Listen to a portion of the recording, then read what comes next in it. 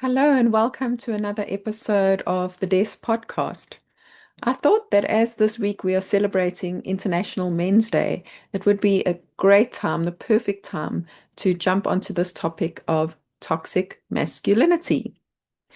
Now, as a woman, I've very much had this term in my awareness. I've used it a lot, I've used it often, I've seen it, but I wanted to just break down a few things about this very term because it is another term that has been hijacked, misunderstood. And just like when I found out all the things about feminism and how it didn't really come from women wanting to empower themselves, toxic masculinity also comes from a very different place than I thought. And again, it has been something that has been created, the term in the media, the hashtag, to help separate us, to help disempower men, disempower the connection between men and women, disempower the family units, and yeah, society as a whole. So let's dive into it. Okay, so the term toxic masculinity, it makes out that this whole idea of being a man, just being a man, is a problem that needs to be solved. But have you ever wondered what it means, what the term, if you just take out the hashtags, and if you take out that every woke person or every feminist is just throwing it around willy-nilly, okay, so the very term has come to mean that just masculinity in general is a problem. Being a man is a problem, and it's a problem that needs solving. But toxic masculinity is actually just a portion of masculinity, is the broken masculinity. It's the unhealed masculinity. It really is generations of men who are being told, who are being programmed to be less of themselves until they are so confused that they don't really know what they're doing. They're suppressing natural male traits and emotions. And yeah, they don't even know who they should be or who they are anymore. So, what they've done with this term, and they've politicized this term really, is they've taken these traits, beautiful masculine traits, traits that have helped to build civilizations, that have helped to protect our tribes. Things like strength, like courage, like discipline, solutions, problem solving. All of these things have been twisted, and men are being told that any of these traits are actually unhealthy, unnatural, they are dangerous. What this leads to is that instead of admiring a trait like strength, it becomes aggression. If a man shows confidence, it becomes arrogance, and actually a woman too. Anybody shows confidence, that's arrogance.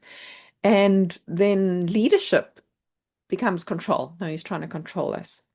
So there's a very clear nuance between healthy masculinity and toxic masculinity. So the things that once made a man valuable, that made us need him and want to have him around, are all the things that are just thrown into this bucket of toxic. So where did this actual phrase, toxic masculinity, where did it come from? Now, I always thought it must be a feminist thing. Women invented it. For all those shitty males out there who are doing all these terrible things, it's toxic. Women must have created it. But no, no, it didn't.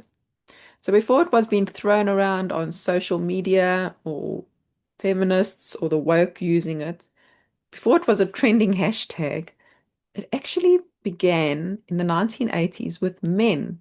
Men came up with this phrase, and it was men who were wanting to heal themselves. So it came with very pure intention. Men like psychologists, writers, etc. You can look up Shepherd Bliss. He was one of the men who started this. They started the mytho-poetic men's movement. And it basically was a gathering of men coming together because they were looking around at society and they were seeing all these broken men. They were seeing families without fathers. They were seeing how their fathers had raised them and their fathers had been in the wars and all of the trauma that they had endured, and they were leaning towards alcohol to try to help them cope. They didn't know how to deal with this pain of being in the war. A lot of men then hid behind alcohol. And of course, alcohol leads to violence and abuse if you've got all of this suppressed stuff inside you. So there were a lot of broken men, and these broken men were raising broken men. So we're not talking about villains, baddies that just came out of nowhere. These were broken men. And because they weren't helped and supported, it obviously turned toxic. So these men in the mythopoetic movement, they recognized this. And they realized that some of these behaviors were actually being encouraged in society.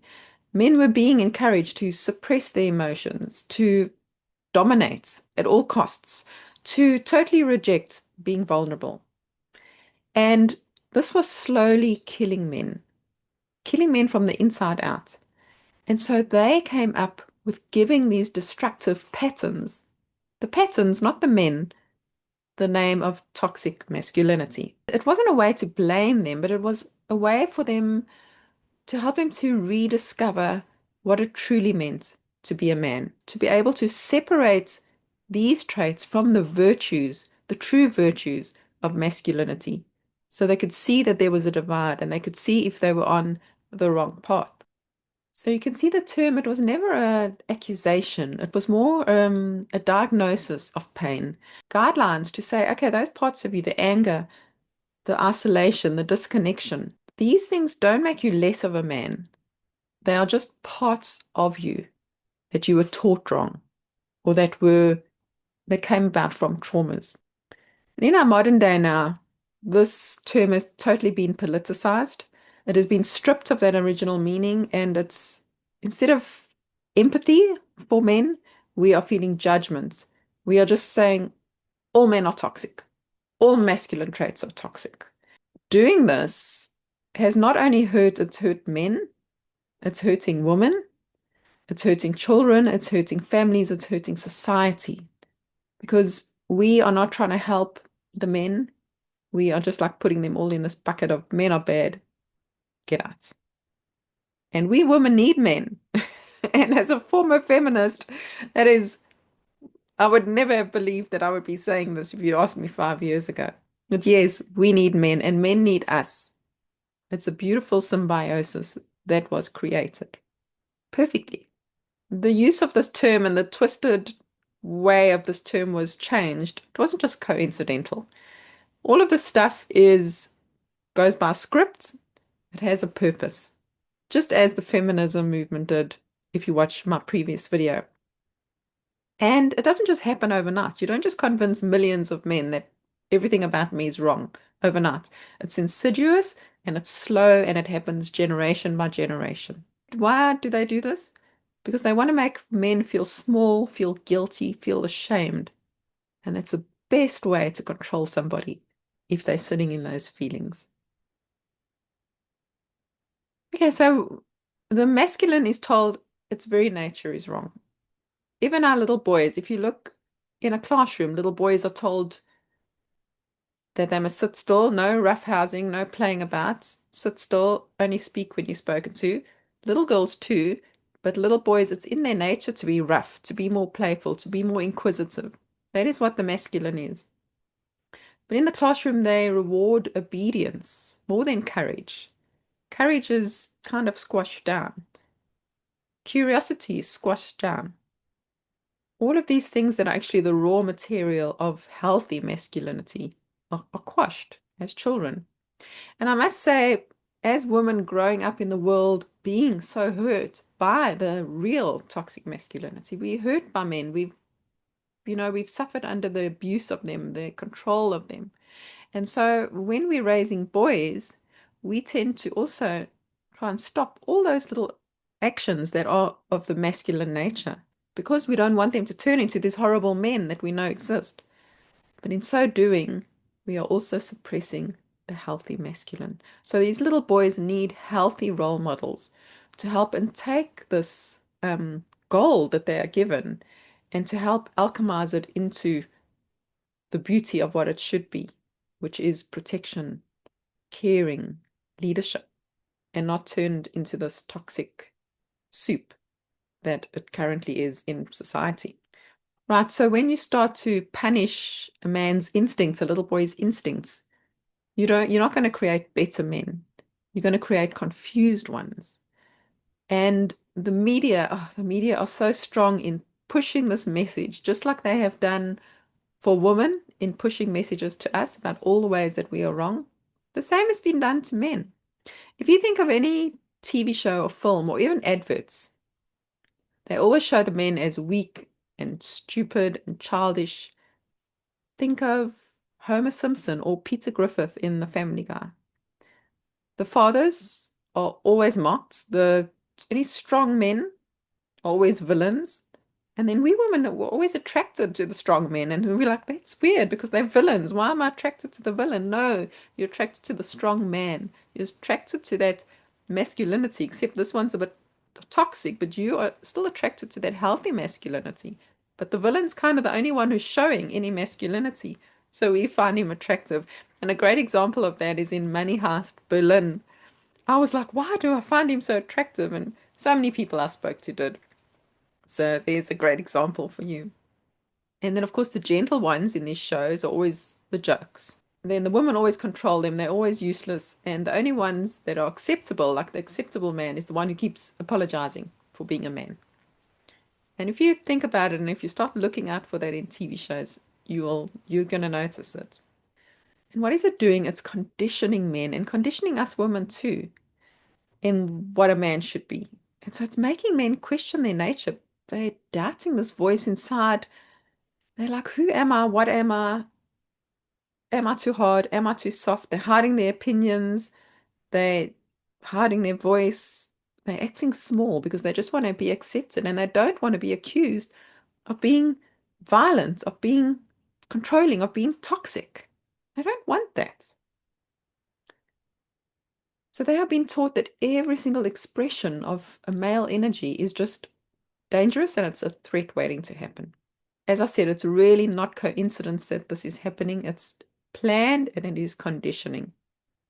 So the message that men receive now is be sensitive, but not too sensitive. Because if you cry too much, oh no, that's not a man. And you can lead, but not too strongly because then that's too controlling. So every rule contradicts the last rule and it just makes them more and more confused. And us women have received exactly the same thing. If you think of, don't be a prude, no one wants a prude. But oh, don't be a slut, no one wants a slut. So where do we sit in between these two? It's exactly the same. We've been targeted in different ways. So what is happening now? Men have just checked out. They're like, I don't know which way is up, which way is down. I don't know what's the point. I'm just checking out. When a man loses his definition, he becomes easier to manage. He becomes easier to silence. So this isn't just about a label. This is a war on identity. This is a war on strength. And this is a war on both genders. And so as someone who has used the term and who still uses the term, it's a valid term. I want to tell you that masculinity, all masculinity, is not toxic. There are two very distinct sides of this. There's the toxic side, and which is the broken side, the unhealed side, the wounded side. And then there's the healthy side. Healthy masculinity is a beautiful thing, and it's not about violence or control. It's about beautiful traits like protection, like respect, like responsibility. And in our society, we need healthy masculinity. It prevents harm, it fosters a secure community. And it really involves raising and respecting children, ensuring the safety of women, ensuring the safety of the whole family, and standing firm against wrongdoing. And this is a big part of why this programming has come out, because all the wrongdoing that has been done to society now, all the underhanded and things that are going on, the men haven't been standing up.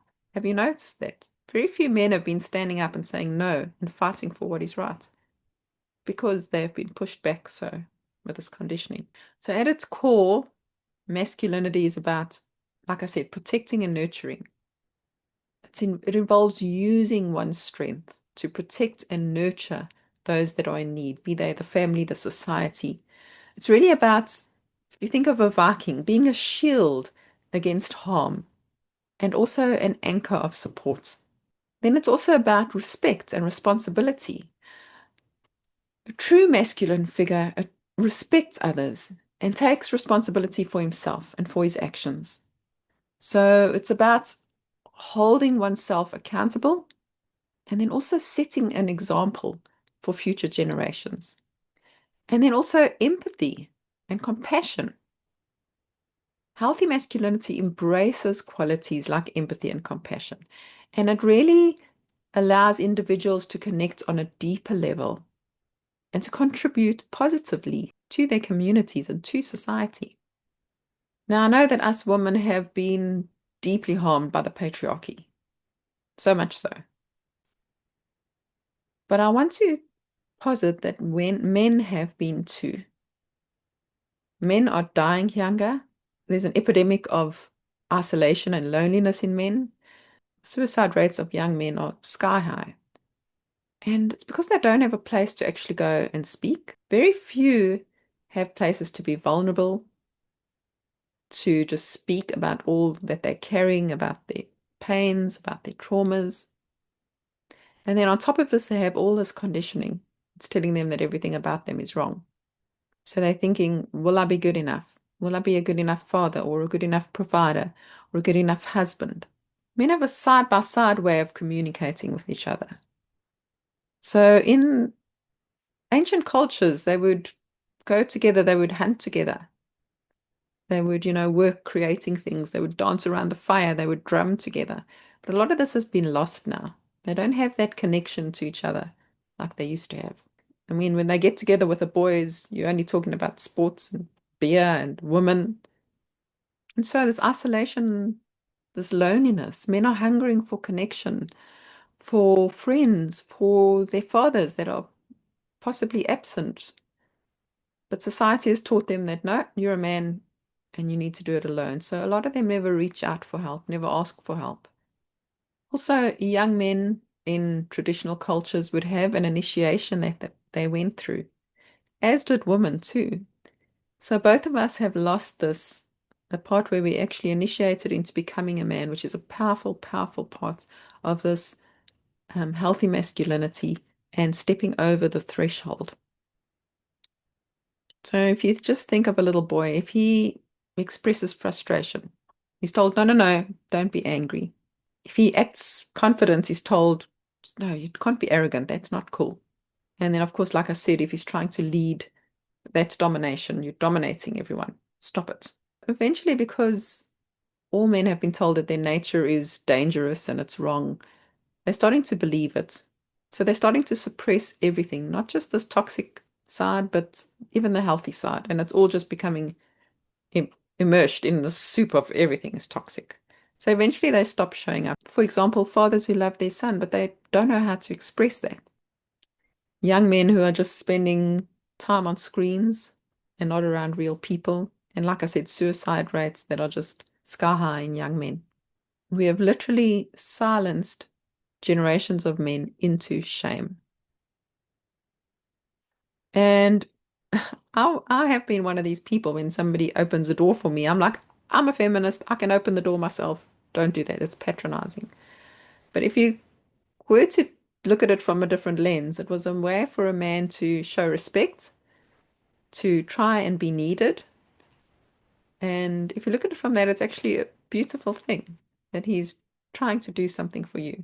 And we just shutting them down, saying, I don't need you to do that. I don't need you to do that. I don't need a man.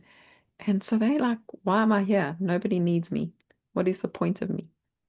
Can you see how debilitating and how really sad that is? Because, yes, there are those disgusting, horrible men who are doing atrocious things, but there are good men out there. And they've just been hidden under this pile of rubble that we have piled on this masculinity narrative. So we need to find those good men. We need to find those nuggets and dig them out of there because we need them. We need these men with healthy masculine traits. We need them to be there for us, to fight for us.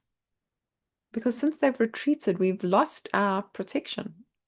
Our families have lost their protectors.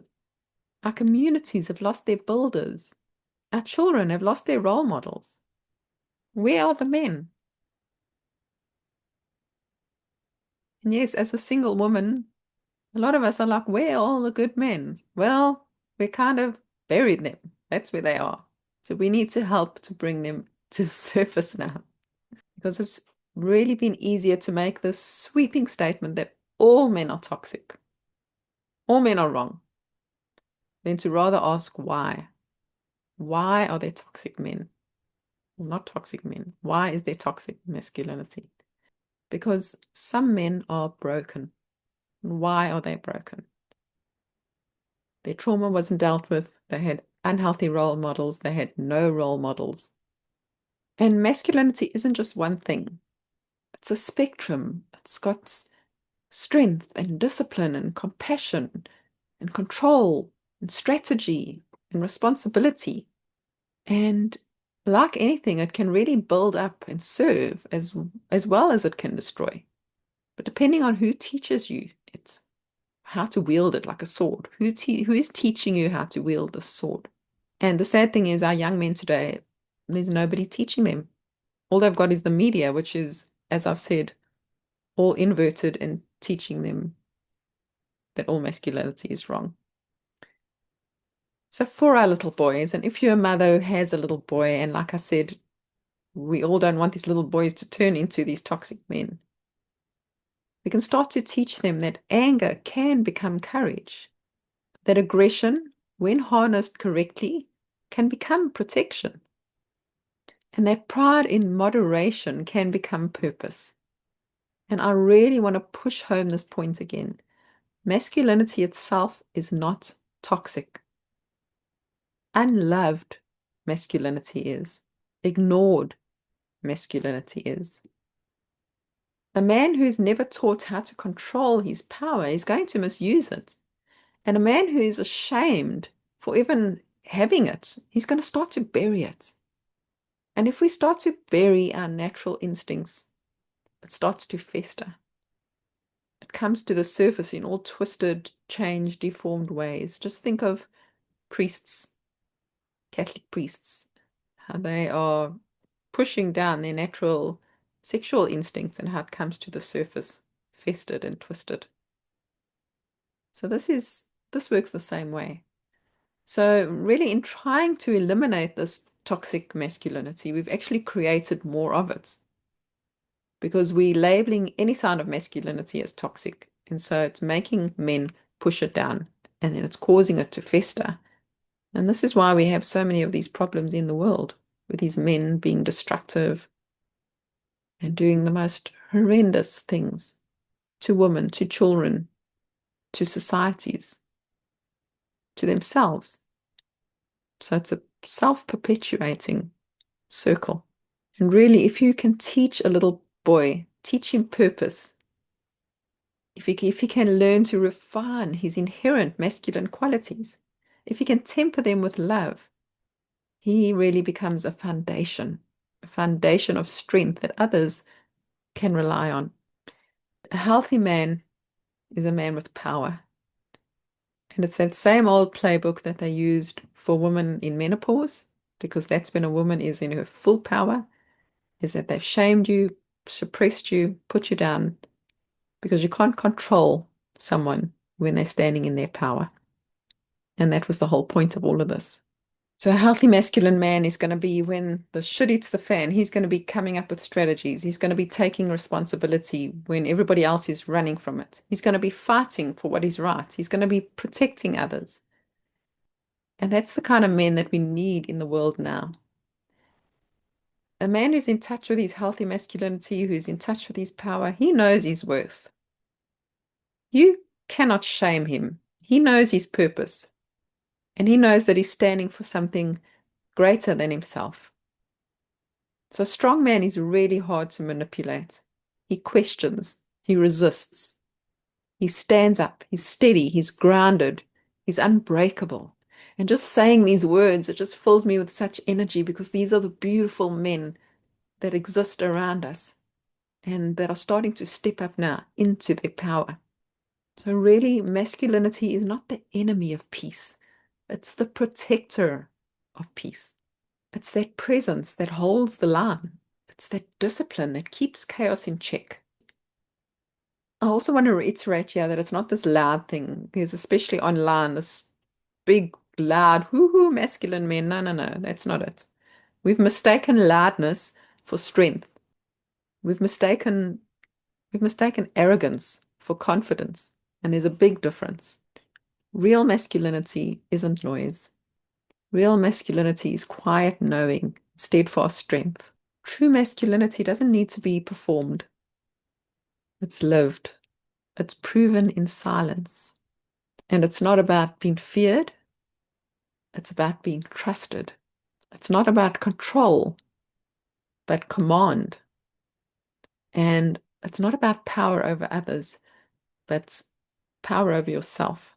So we need these strong men now to not to dominate us, but to stabilize, to hold steady, to protect what is still good, to help rebuild what has been broken. So not all men are toxic. And the world doesn't crumble because of masculine men.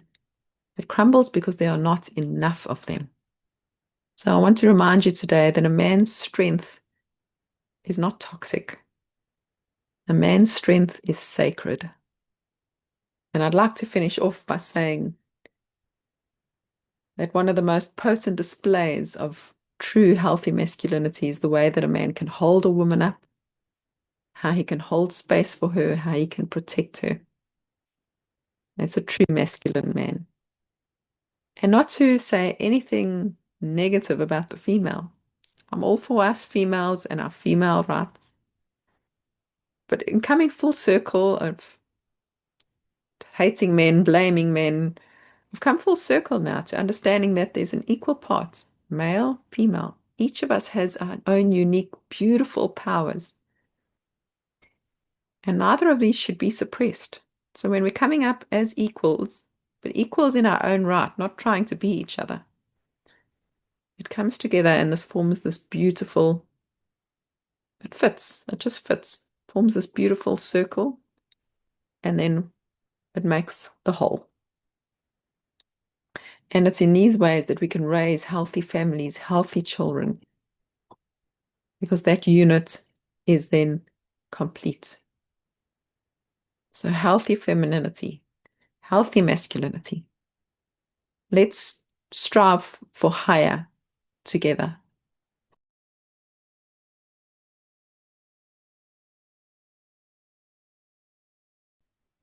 And in this International Men's Day coming up, let us honor men.